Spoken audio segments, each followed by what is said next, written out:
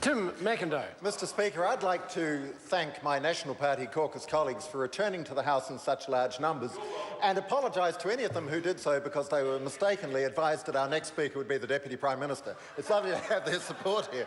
Sir, what an amazing week it has been and an astonishing finish to the year.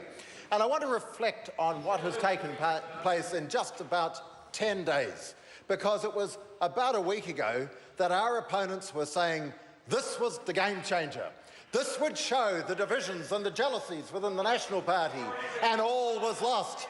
Well, sir, what in fact the public of New Zealand have been treated to is a seamless transition, a very smooth, professional process in which we've had just the right healthy level of debate, a contest of ideas, because that should always be part of a leadership change.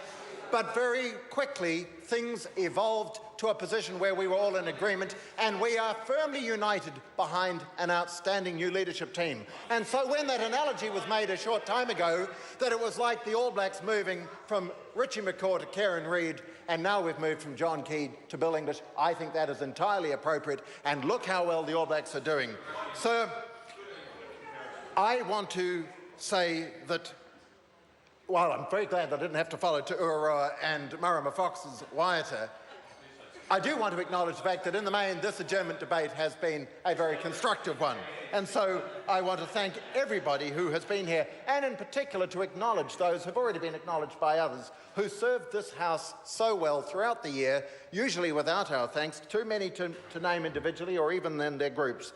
But, sir, they do a remarkable job, and boy, don't they deserve a break from us for the next few weeks.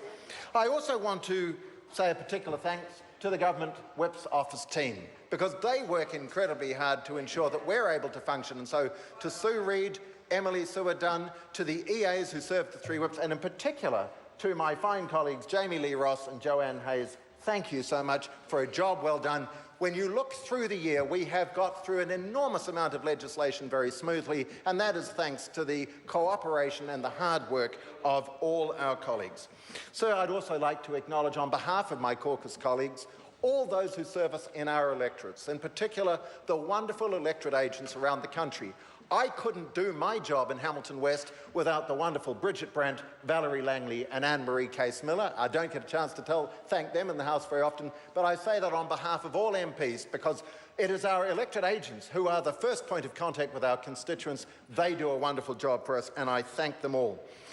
And lastly, I want to thank our families, because they are the ones who make an incredible sacrifice for those of us who have the privilege to serve in this Parliament, to be here and to do what we do. And so to my wife Anne, my own children, I say thank you, and I say that again on behalf of all MPs and your families as well.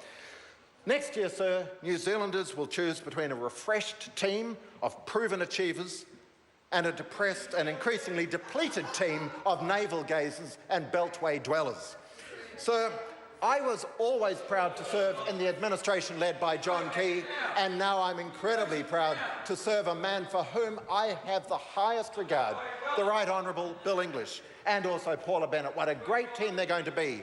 Could I acknowledge the outgoing former Leader of the Opposition, David Shearer? I thoroughly enjoyed his valedictory speech last night, and I also hold him in very high regard. What an amazing challenge he's taken on in South Sudan, and I'm sure all members of this House wish him well in that very, very important job that he will undertake.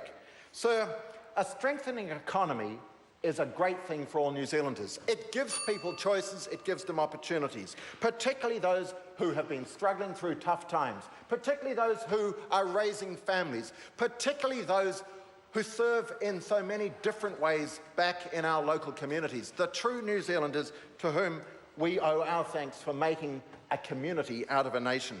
And sir, they are reflected in the fine folk of Hamilton West, whom I am so proud to serve in this House. I believe that the future for our city looks incredibly bright. We're on a roll. Job vacancies have never been at a greater level, and I'm really confident that as we go to the polls next year, most people will say, let's stick on a path that is working for us. Let's lock in the gains, and let's ensure that we have the continuity that we all want. And so, sir, to all MPs, and to your families, I say the very best, the compliments of the season. To you, Mr Speaker, and your presiding officers, thank you for what you do. Merry Christmas, everybody.